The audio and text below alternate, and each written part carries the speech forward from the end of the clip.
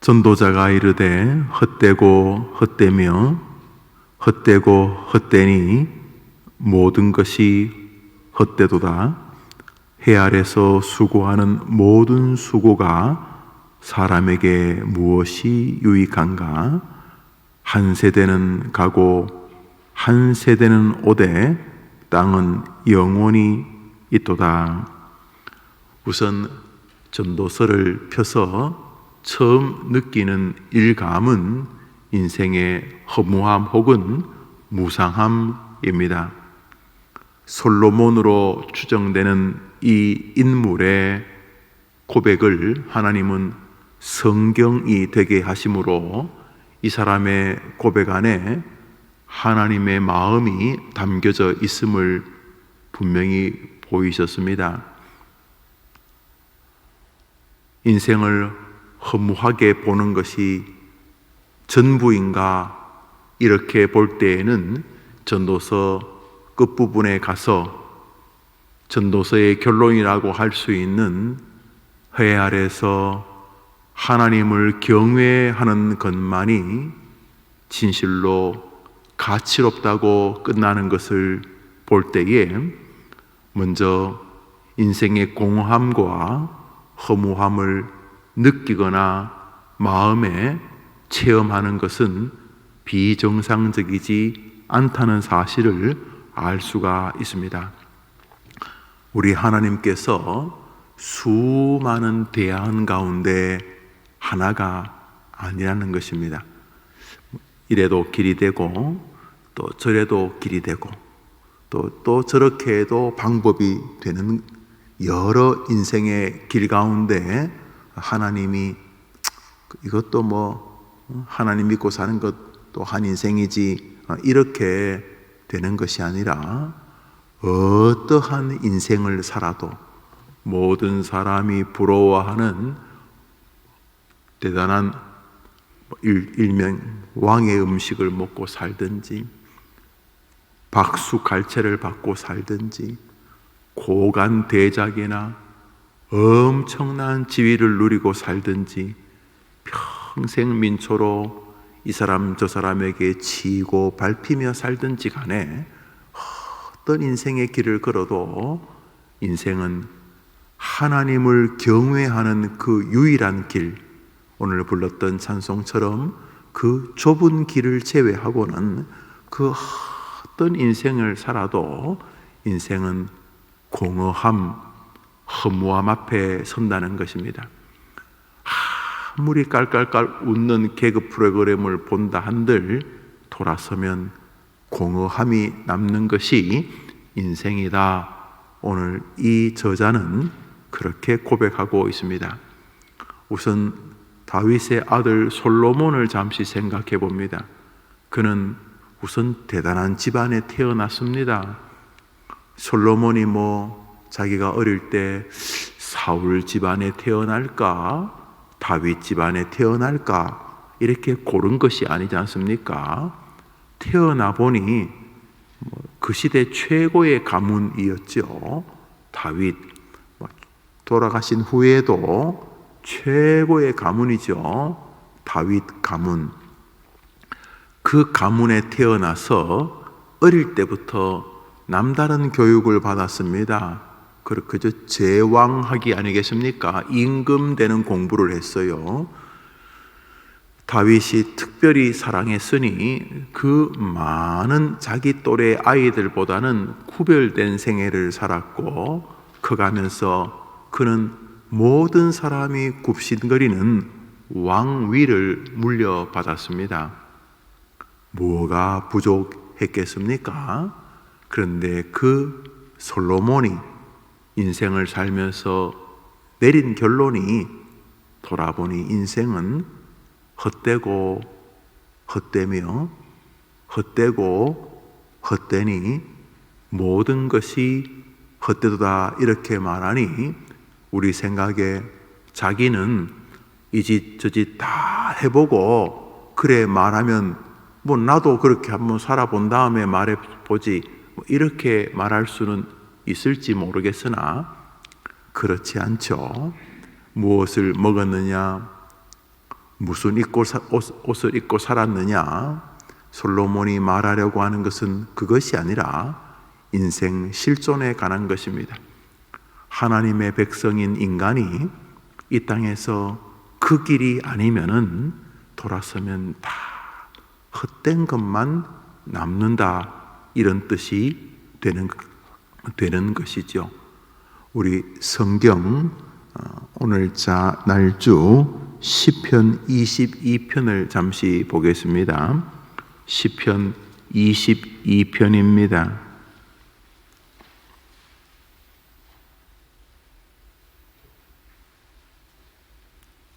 시편 22편입니다.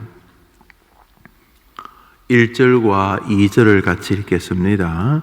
오늘 날주 시편 22편입니다. 시작.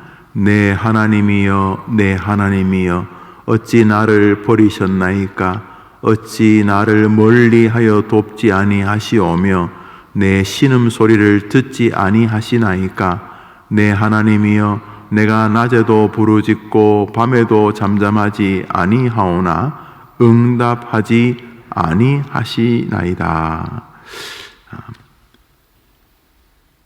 방금 읽었던 전도서의 저자 솔로몬의 아버지 다윗의 기도입니다.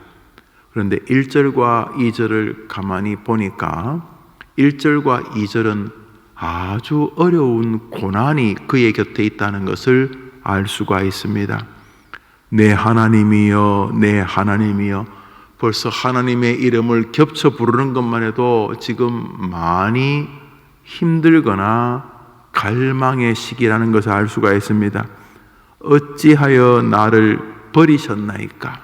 어찌하여 나를 멀리하여 돕지 아니하시오며 내 신음소리를 듣지 아니하시나이까?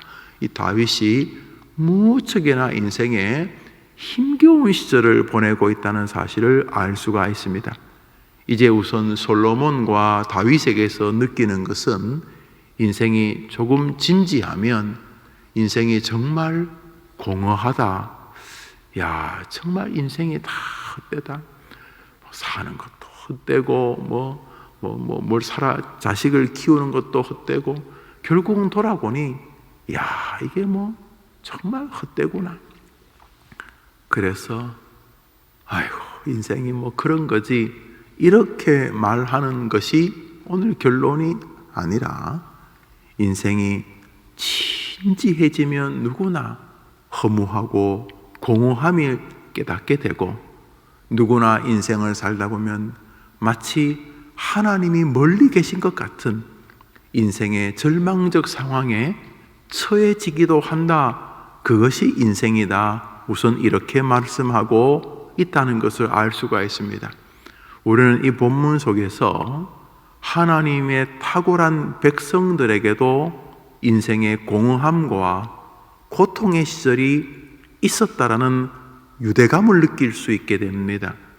우린 살면서 인생이 공허하고 허무하다, 그래서 인생을 스스로 냉소적으로 이어가게 되거나 심지어 인생 자체를 깊이 실망하고 저주해서 공허한 인생을 견디지 못하는 사람들을 보게 됩니다.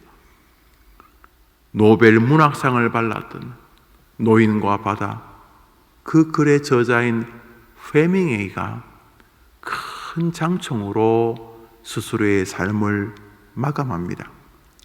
그가 죽었던 방의 그 책상 위에는 이런 문구가 있었습니다.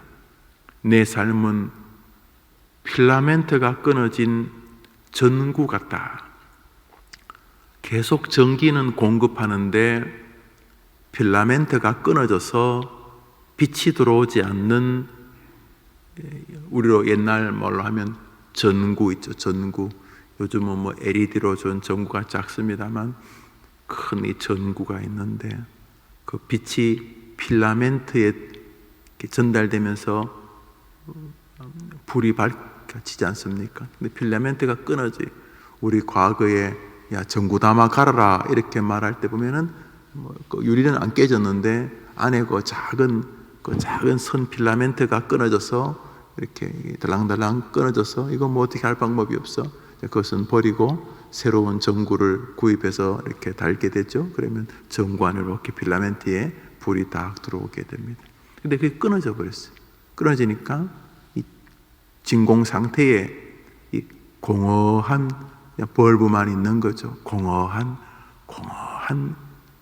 전기는 계속 들어가는데 불은 들어오지 않는, 뭔가 계속 이렇게 숨은 쉬는 것 같은데 그 인생 내면은 공허함만이 가득한. 그래서 노벨 문학상까지 받은 사람이 극단적인 결정을 했는데 거기에 써놓은 마지막 글의 습작이 내 삶은 필라멘트가 끊어진 전구 같다. 공허한 거. 노인과 바다가 사실은 어떤 면에서 공허하잖아요. 그 뭐 청새치인가요? 뭘 참치 같은 거 한 마리 잡아오는데 노인이 그 사투를 벌여서 잡아오는데 그 가져오다가 그 상어 다 뜯어 먹어가지고 이 그 하도 커가지고 배에 실을 수가 없어서 그 항구에 돌아오니까 뭐 이 뼈밖에 남지 않았다. 인생이 이렇게 항구에 돌아와 보니 이게 뭐지? 내 삶이 이게 뭐지? 내가 돈 버는 기계인가? 이게 내 자식 낳는 기계인가? 난 뭐지? 뭐 이렇게 말이죠. 인생에는 이런 공허한 시절 혹은 그리스도인들에게는 마치 하나님이 멀리 계신 것 같아요. 하나님은 딴 사람한테 가 있고 내게는 하나님이 너무 멀리 계신 것 같은 시절이 있다. 우선 오늘 본문은 그러한 생이 있는 사람들, 이게 뭐지? 애를 키울 때는 뭐 그게 인생이라 생각했는데 저녁들이 다 컸다고 이제는 뭐 집에 있어도 남 같고 아니면 다 날개 달고 자기 삶 찾는다고 날아가 버려서 일명 빈둥지 증후군이라고 그러죠.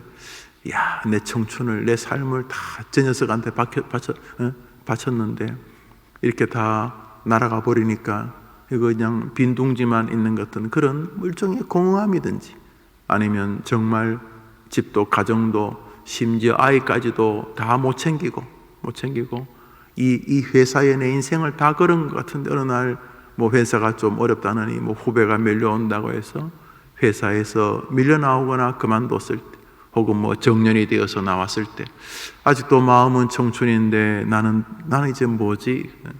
나는 이제 사회에 쓸모없는 사람인가? 인생에 공허함이 밀려오거나.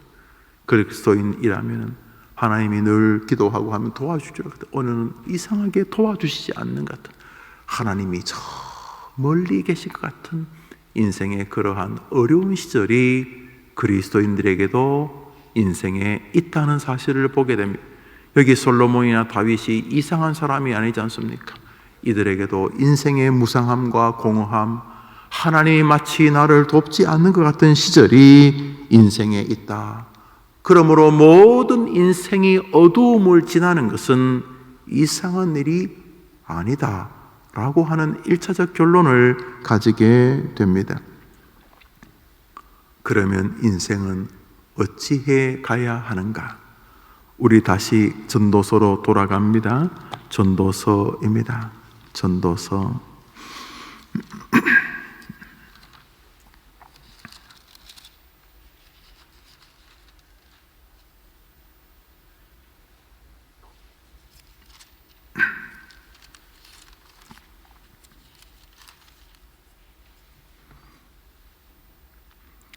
12장입니다. 13절과 14절을 읽겠습니다. 우리 전도서 마지막 두 절을 읽습니다. 전도서 12장 13절 14절 두 절입니다. 시작.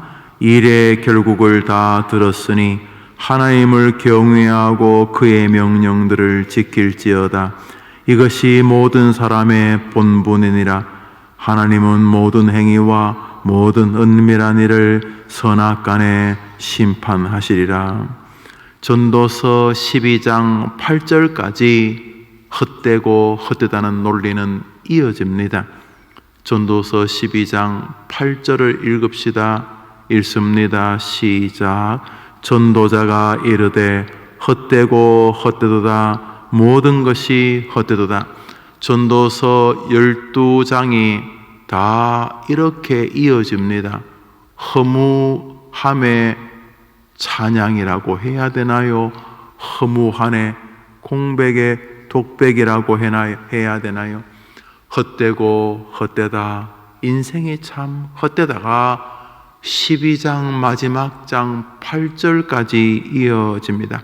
그래서 이 지혜자가 곰곰이 묵상하면서 인생에 헛되지 않은 것이 무엇인가? 마지막 절에 그는 고백합니다. 일의 결국을 내 인생을 다 내가 지켜봐. 내가 부귀 영화도 누려봤고 내 권력을 뺏겠다고 쿠데타를 일으키는 사람도 봤고 내가 별 일을 다 겪어봤는데 솔로몬이 말하기를 결국 하나님을 경외하고 하나님의 말씀을 소중히 여기면서 하나님의 말씀을 따르려고 했던 생애만이 돌아보니 유일하게 가치가 있는 것이었다. 하나님을 기억하고 잠시 후에 만날 하나님을 바라보며 믿음의 길에 서는 것만이 인생을 가치롭게 만드는 것이다. 결국 하나님을 의지하는 시간만이 가치롭고 하나님을 하나님이라고 고백하는 시간만이 가치롭고 하나님의 말씀을 따라 준행하려고 하는 시간만이 돌아보니 정말 가치로웠다. 이 말은 내 마음대로 사는 것이 하나도 가치롭지 않았고 하나님의 뜻을 쫓아 하나님의 뜻이 무엇인가를 찾으려고 했던 여정만이 그 발자취만이 가치로웠다. 이렇게 말하고 있습니다. 오늘 하나님께 하루를 의탁하려 아침에 옷을 입고 주의 전으로 나오던 시간, 주의 전에 나와 조용히 기도하며 하나님께 하루를 내 삶을 내 사랑한 이들의 삶을 의탁하는 이 시간들만이 아침에 일어나 영상을 켜고 그 영상 앞에서 예배하는 이 시간만이 돌아보니 가치로웠다. 이런 뜻이 될 것입니다. 오늘자 날주 시편 22편을 돌아갑니다.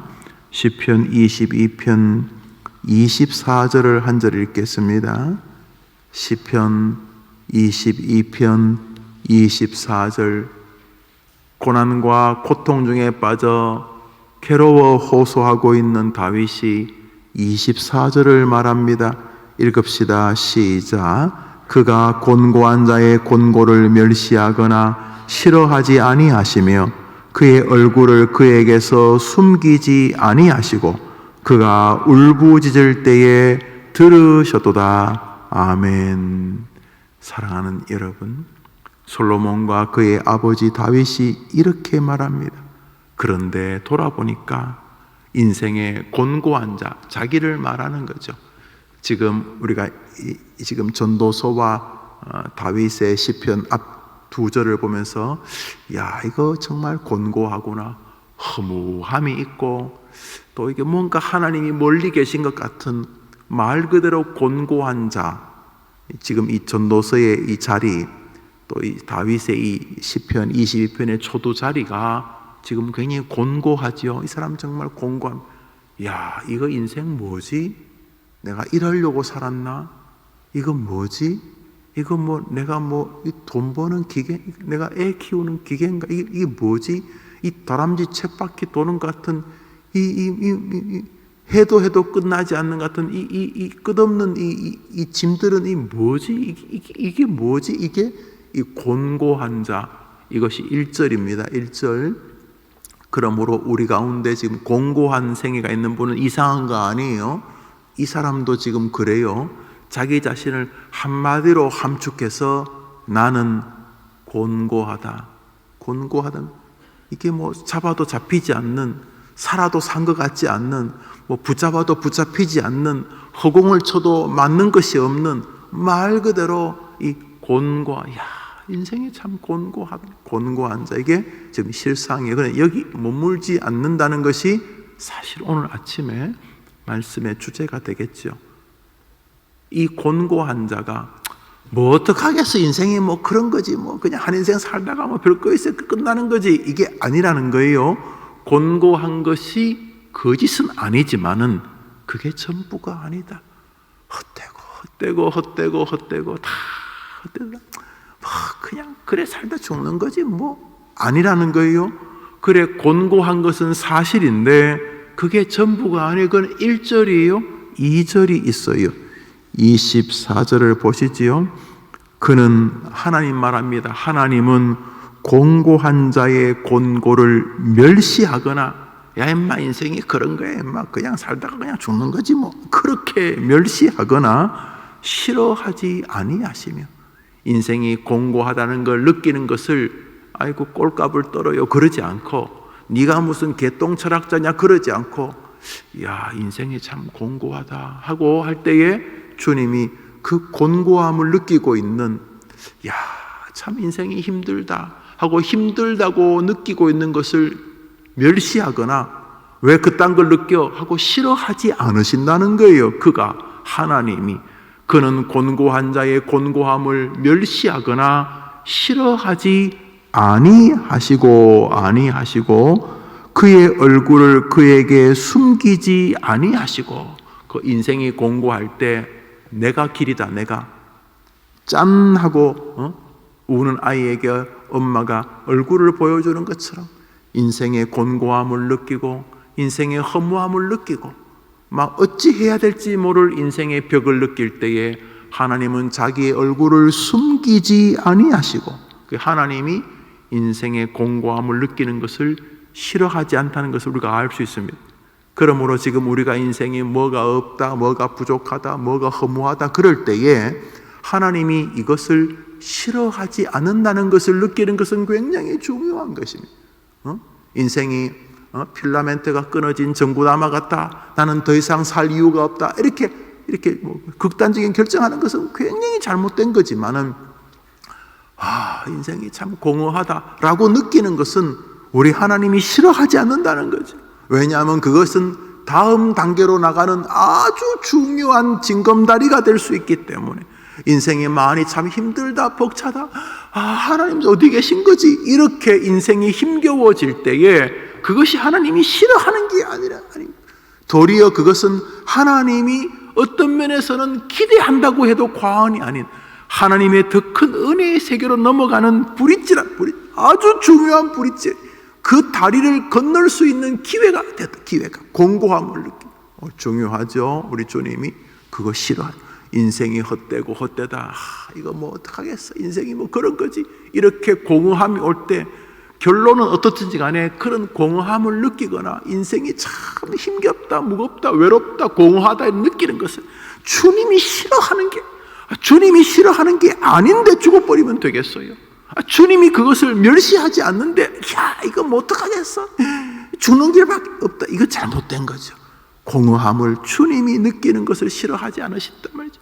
그러면 어떻게 하는가? 24절 숨기지 아니하시고 그의 얼굴을 숨기지 아니하시고 그가 울부짖을 때에 들으셨도다. 지금 그가 막 겹치니까 하나님과 다윗이 헷갈리지만 잘 보시면 다윗이 지금 하나님께 고백하는 게 뭐냐. 지금 이게 왜 시편이 되었냐? 왜 시편이 되었냐 하면 이게 왜 성경책이 되었냐 하면 하나님이 다윗의 이 고백을 인정하신 거예요. 다시 말해 그래 그게 내 마음이다. 다윗의 그 눈물의 절규 안에 있는 이 구절이 맞아 그래 다윗 이 녀석아 그게 너의 애비 이 하나님 나의 마음이다 이 말이에요. 그래 성경이 된 거지. 이 전도서가 인생 무상함을 노래하는 게 이게 뭐야 이게 완전 허무주의네 허무주의 그런 학파가 있어요. 이거 허무주의네. 그래 끝났으면 절대로 전도서는 성경이 되지 못합니다.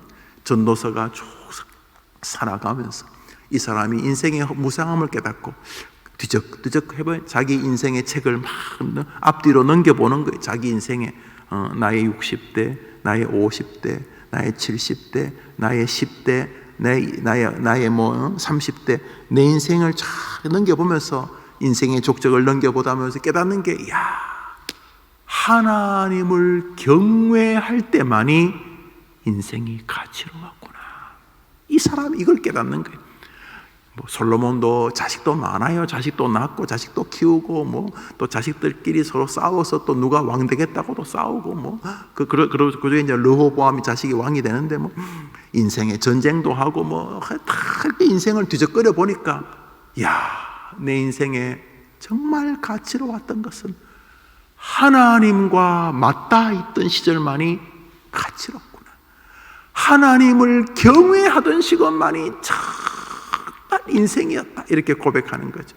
오늘 이 다윗이 자신의 곤고함 시절을 고백하면서 하나님께 나아갈 때 하나님께서 너가 내게 부르짖을 때에 내가 너와 함께, 부르짖는다는 게 뭐 하나님을 진짜 하나님이라고 인정하는 거 아닙니까?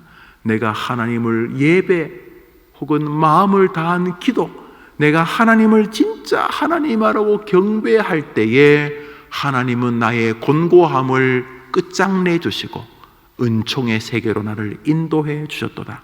할렐루야. 내가 여호와께 부르짖을 때에, 내가 여호와께 울부짖을 때에 하나님만이 길이라고 하나님께 메어 달릴 때에 하나님이 내 인생에 늘 개입해 나를 곤고함에서 건져 주셨도다. 그 말입니다. 여러분들이 오늘 아침에 하시고자 하는 것이 바로 이것이기도 하고요.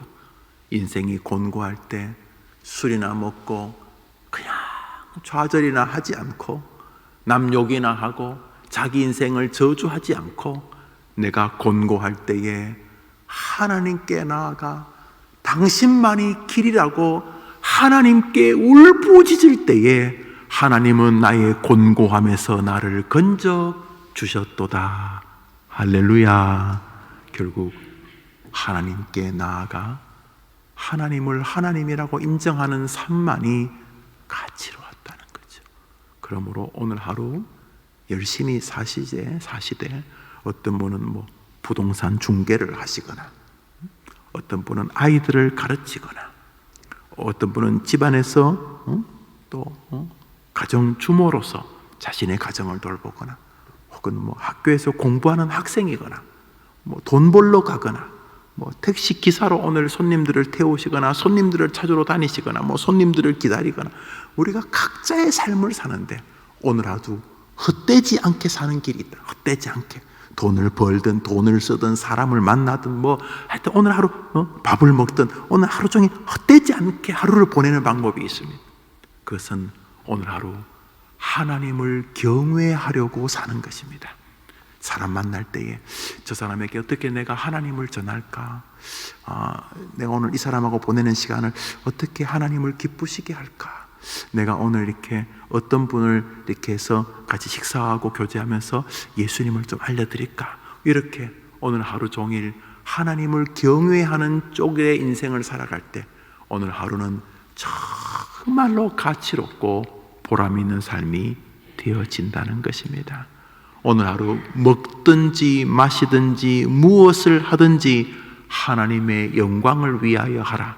이것은 하나님도 기쁘게 하는 거지만 오늘 하루 나의 존재를 정말 가치롭게 하는 것, 오늘 하루 내 인생에서 정말 허무하다라고 하지 않게 살 수 있는 방법이 오늘 하루 하나님을 기쁘시게 하기 위해서 잠자는 아이를 깨울 때도 그 아이에게 그리스도의 이름으로 덕담을 하고 그 아이에게 하나님의 소망을 전해주고, 오늘 만나는 사람들에게 조심스럽지만 하나님과 주님의 아름다움을 이야기하고 신앙을 권유하고, 오늘 하루 사람을 만나거나 손님을 만나거나 회사에서 일할 때에 내가 오늘 우리 주님의 이름을 욕되지 않고 우리 주님을 기쁘시게 하기 위해서 오늘 내가 열심히 살아야 되겠다. 내 주변 사람들에게 내가 믿는 하나님이 얼마나 좋은 분인지를 말해야 되겠다. 이런 마음을 가지고 장사하고 아이를 가르치고 환자를 치료하고 뭐 일을 하고 마당을 쓸고 뭘 하더라도 그렇게 살면 오늘 하루가 헛되지 않는 삶이 된다는 것입니다.